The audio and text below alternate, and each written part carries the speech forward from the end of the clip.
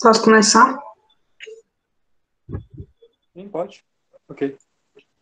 Ok, então,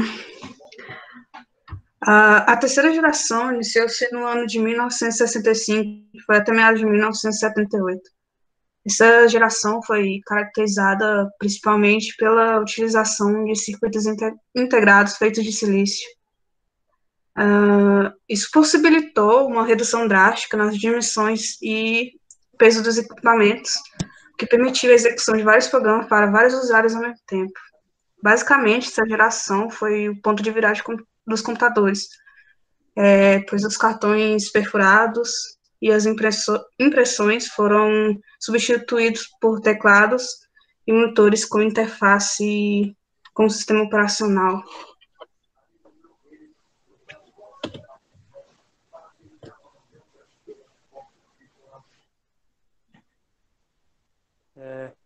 A terceira geração dos computadores, eles tiveram um diferencial porque nessa época foi criado um sistema integrado. Ou seja, o sistema integrado,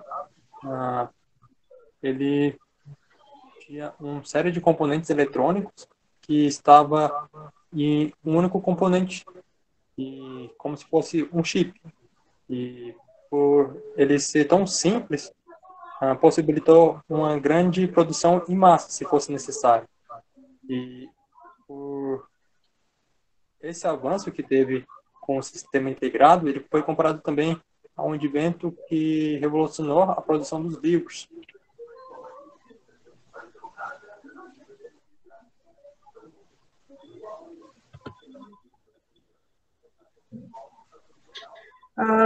Jack Kilby foi quem desenvolveu o circuito integrado, que reunia componentes como transitores, resistores e os capacitores. Além de ser menor, mais eficiente e barato, consumia pouca energia e dissipava menos calor. Com o surgimento dos circuitos integrados, iniciou-se uma nova tendência na organização dos computadores. Placas de circuito começaram a ser desenhadas para receber os chips.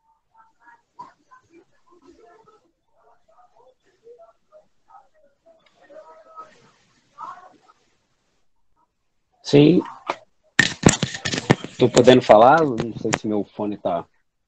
Sim. Ok. Não sei se já foi falado, mas a ideia do circuito integrado, né, teve início lá na década de 50, né? E teve umas principais características lá.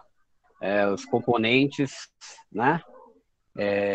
Montados num único chip, já calculando os nanosegundos, né? A diminuição do tamanho, maior capacidade e processamento, baixo custo e o consumo também, né? E a possibilidade de upgrades.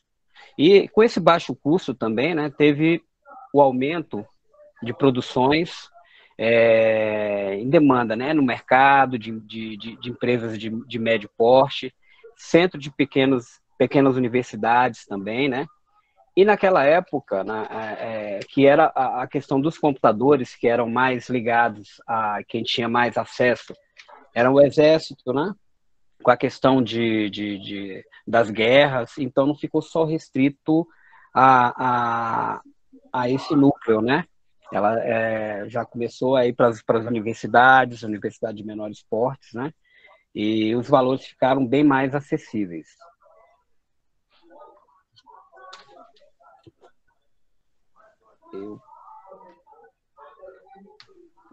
Alguma coisa que eu preciso colocar a respeito do gene?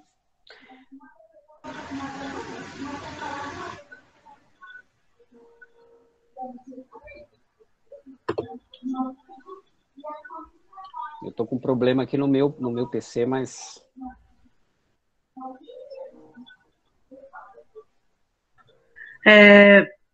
Dentro dos computadores mais representativos dessa geração foi o System 360, que foi desenvolvido pela IBM.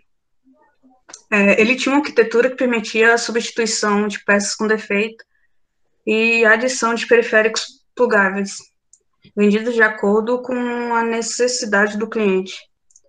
Esse conceito de família de computadores, onde era possível ter uma série de máquinas compartilhando a mesma arquitetura e o mesmo conjunto de instruções básicas, foi um dos grandes marcos dessa geração. Que foi lançado em 7 de abril de 1964. Isso. Para complementar, né?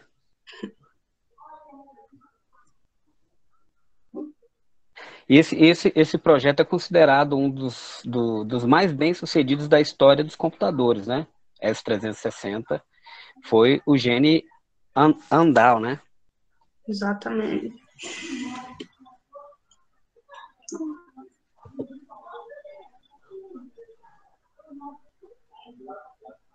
Os dispositivos e componentes já foram citados, armazenamento da fita magnética, inovações, mouse criado em 1968 por Douglas Engelbart, né, do Instituto de Pesquisa de Stanford. E essa versão inicial era de madeira, né, e possuía apenas um botão. Alguém vai falar sobre a linguagem de nível? Linguagem de alto nível? Eu não estou escutando.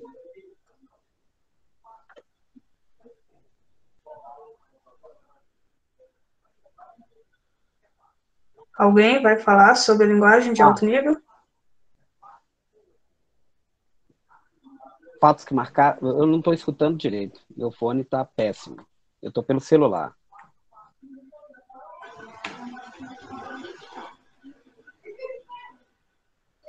Vai falar sobre a linguagem de alto nível?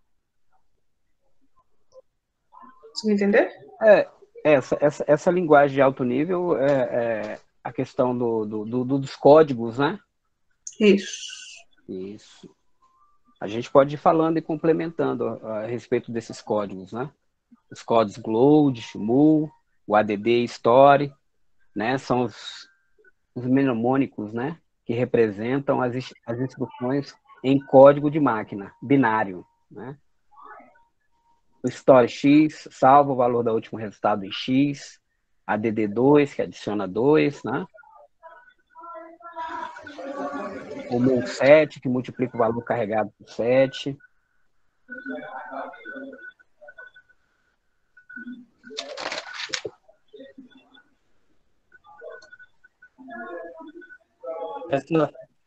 Essa linguagem de baixo nível era mais voltada a uma linguagem mais máquina, né?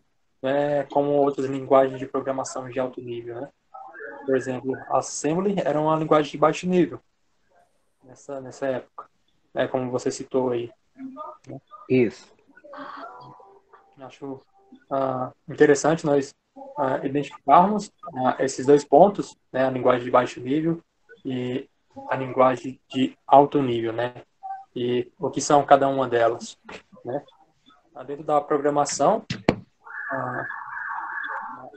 a linguagem de alto nível, ela está bem longe, né, da linguagem de baixo nível, né, que é mais um código voltado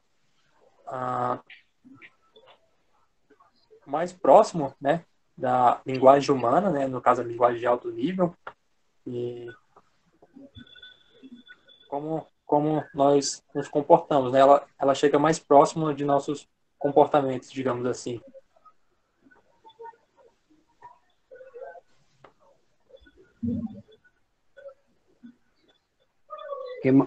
Que mais ainda não...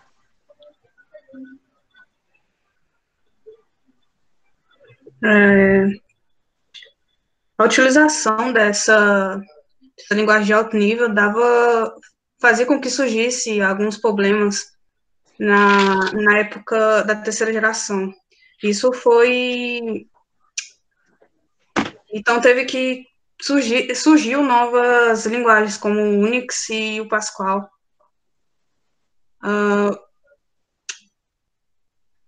O Unix foi um dos primeiros computadores a ser escrito em uma linguagem chamada C, e podia ser instalado em qualquer computador que existisse um compilador C. Tanto é que esse Unix ganhou várias versões diferentes e se tornou um sistema operacional líder para estações de trabalho.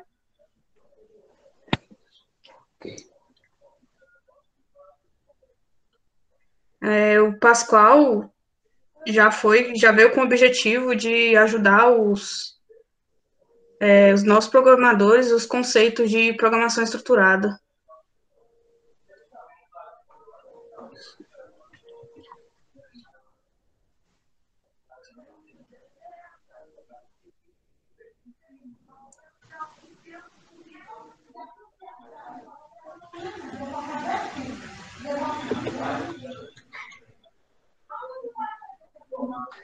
Não.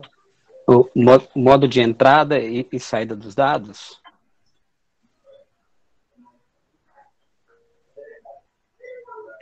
Sim.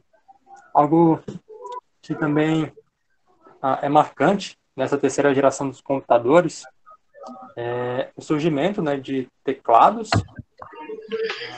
ou seja, surgiram teclados para digitação de comandos. Leitores também permitiam a visualização de sistemas operacionais, mas a maneira como as pessoas viam, né, aquilo que era impresso na tela do monitor é bem diferente do que nós conhecemos hoje, né?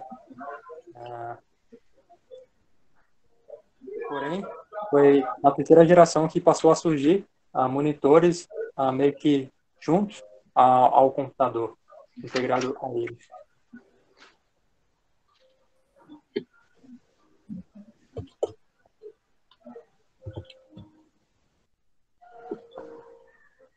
Vem a questão da faixa de preço, né? Os computadores dessa geração se tornaram mais acessíveis em comparação com as duas gerações anteriores, né? Os primeiros computadores lá da terceira geração custavam aproximadamente $750 na época. E dependendo da sua configuração, os acessórios, ele podia ser adquirido pelo acessível preço de $18.000. Mas como nós colocamos aqui, a partir da terceira geração, né, com todo o investimento nesses circuitos integrados, com tudo, né, o baixo custo, né, e o consumo, né, a possibilidade dessas upgrades deu com que o valor dessa terceiração ficasse um pouco mais acessível, né, em relação à questão das pequenas e médias empresas, né, de pequeno porte, né, e os centros de pesquisa de universidades menores, né, que começaram a adquirir já esses equipamentos, né. E nessa época mesmo da terceira geração, como eu havia colocado, né, se observou justamente essa questão dos centros militares e guerras, né, que eram onde esses computadores atuavam mais vezes, né, onde realmente existiam esses computadores. Mas a partir do momento dessa terceira geração, em que se houve essa questão dos menores custos, né, do baixo preço, então outras esferas também puderam ter mais acesso aos computadores.